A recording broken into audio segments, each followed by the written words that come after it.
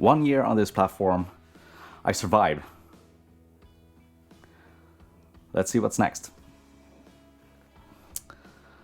One thing to mention.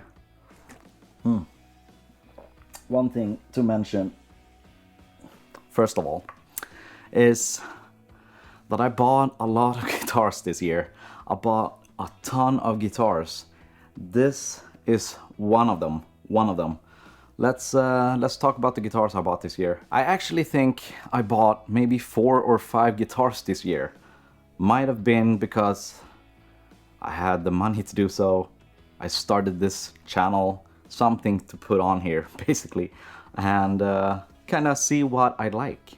The best purchase I have done though, if I had to pick of them all, I mean all of them have been really good, but the Grit Brothers, this one just wins for me, mainly because of the color and the like how beautifully made it is. It's such a cool instrument, so you can't really say anything bad about it. So for me, buying something custom, getting to know Dan, just watching him create an instrument that's just for me, that nobody else has, that's the special thing, right? You can't really put a price on it. And I will be buying more custom instruments in the future, because now I think I bought a lot of like production type of instruments, and yeah, maybe the next step is finding more custom guitars, selling some and buying more custom, yeah, something like that.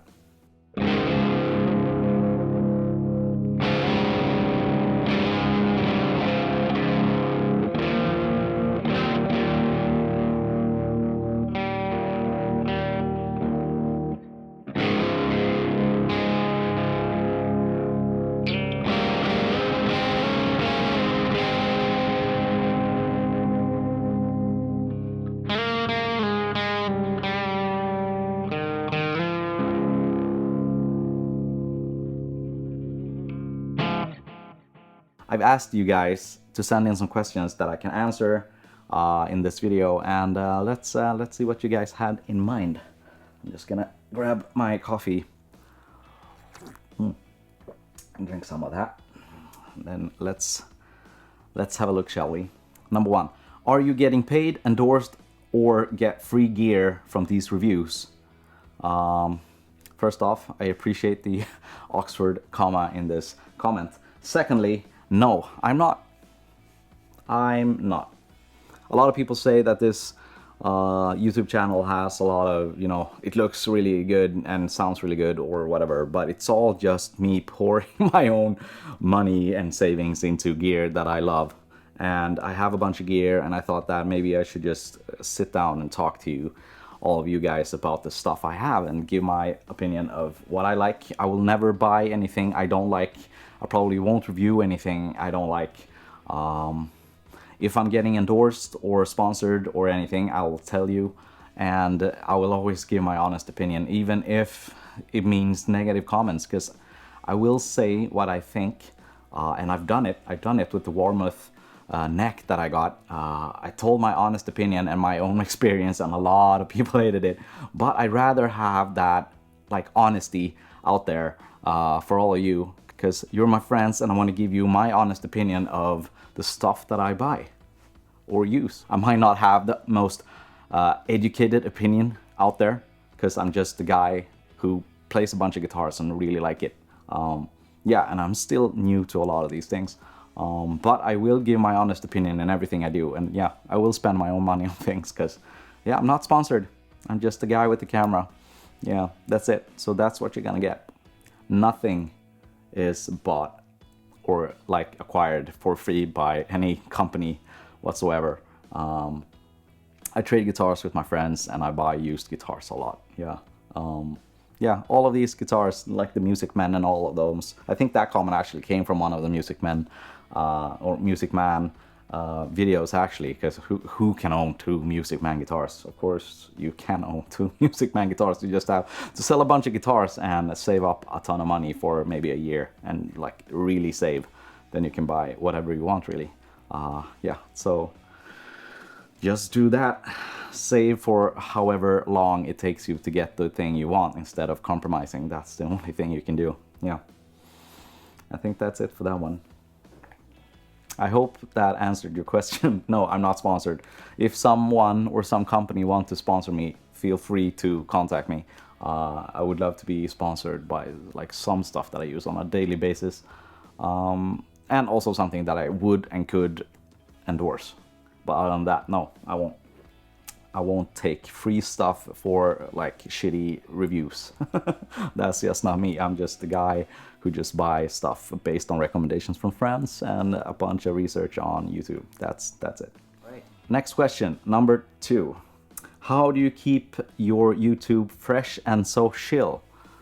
Now, this is an interesting question. I never knew that my YouTube channel was fresh, to be honest. I just sat in a room, put on a camera and a light on my face and talked. But I feel like a lot of these channels are, I don't know. I mean, it's their livelihood, right? The YouTube. And for me, I have a day job that I do, and I do these things on the weekend when I have time. And yeah, this is the thing I do because I find it really fun. Maybe that shines through, maybe. Hence me being chill, just sitting in a room talking about guitars and playing stuff. Yeah, fresh? I don't really know. Chill, maybe, yeah, because it's basically a nice room, right? With mood lighting. Yeah, it's all really nice, and that's kind of how I want it to be too. When I sit and play guitar, I just want it to be nice, dark, and just full of mood and vibes, good vibes. Yeah, that's it. So this kind of ties into the third question, that is, I'm loving your content, Alex, thank you. What camera and lens are you using? The quality looks awesome. Now, I invested quite a bit before even starting my YouTube channel. I got this camera that I'm filming with. It's a CVE10 Sony. It's a crop camera, like fairly beginner's camera. Put out some amazing, beautiful video, 4K. So that, like a nice camera, doesn't really have to be a nice camera though, because the reason why everything is so good is that I have a nice light shining on my face. That's the main thing. And I got these two later on just to add some extra mood. Other than that, I use a boom mic that's right here. I don't know if you can see it, but it's like really close to my face and it records everything. I had smaller mics sitting like lapel mics that sat on me, but those, when I moved around, play guitar and everything, they just moved too much, so I couldn't use those. So I got one of these. So basically, if you want to have nice looking YouTube videos, you should really invest in a good light and a nice mic. Audio is key when it comes to doing these things, and camera comes last. The reason why I bought a nice camera to start off with was because I'm a photographer as well, so I kind of care about cameras. But other than that, you don't really need to have one. You can find a good app on your phone that lets you lock the exposure and just use a nice light and a nice mic. And then some way of recording your guitar into the computer. I just use Logic and now my Kemper, but before that it was a Helix. But I could probably just plug straight in and use some type of, neural DSP plugin or something. Doesn't really matter, right? As long as you can get a quality tone from your guitar. Other than that, it's lights, mic, nice audio, and camera somehow. I mean, could be your phone, really. And then some way of recording your guitar. That's it. Nothing special about it. And then I do some color grading after the fact. That's it. Maybe that makes it all chill. But invest in a good audio solution, because listening to a voice that sucks is not good. So a quality mic, that's the main thing. I see a lot of people use AirPods and they seem to work perfectly fine.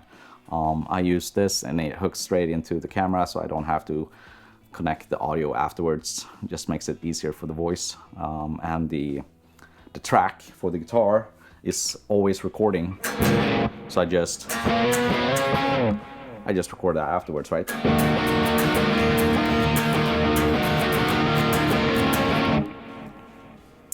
Yeah, fairly simple. If you want some recommendations for lights, audio, whatever, just send me a DM and we'll talk about it. I have a bunch of options for different levels of prices. Mine were yeah, fairly expensive actually. But mainly because I rather buy a little bit more expensive and have it for a longer time than buying something cheap that breaks. Because I've done that route as well. Yeah, shoot me a DM, write a comment, I'll help you out. I'll help you out. Yeah. Question number 4. What guitar and amp do you regret selling? I had a, what's it called? I had a offset Telecaster, you know, the ones that came in the paranormal series. Well, they're available now, but a couple of years ago, maybe 2014, they weren't. You would have to make them custom using MJT or something. But they released the Magnificent 7, which was basically they made 500 of these and sent them out. And I bought one of those. I kept that. I really love that. Had some twisted tele pickups in it, and it sounded awesome. But I sold it to buy a Jazzmaster. Then I didn't get to buy that Jazzmaster. I wanted the American original one in ocean turquoise. Beautiful thing. But some life stuff happened. I would have to use that money for something else, and then I missed that opportunity. So I sold it, not gaining anything, and that's my biggest regret mainly. The guitar was awesome, but I'd much rather have a Jazzmaster actually. Yeah, mainly because I already had a nice Tele that worked fine. I don't know why I really wanted something different. I thought maybe combining the Tele with the, you know, Jazzmaster form factor would make me happier, but turns out I'd rather just have a Jazzmaster and a Tele separate. Yeah, it works. I mean, they do their thing perfect on their own, so just have to. Yeah, amp-wise, I haven't owned that many amps, to be honest. I've only played digital for the most part.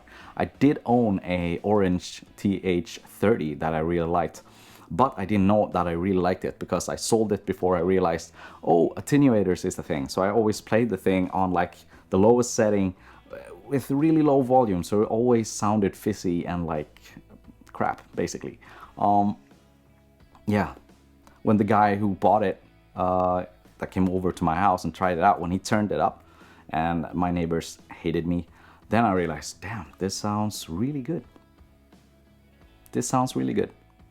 I should have kept that one, especially now since I'm doing this. Yeah, having an orange amp would be really nice. But I'm gonna get into the amp game at some point, of course. The Kemper have opened my eyes to what types of amps I really like.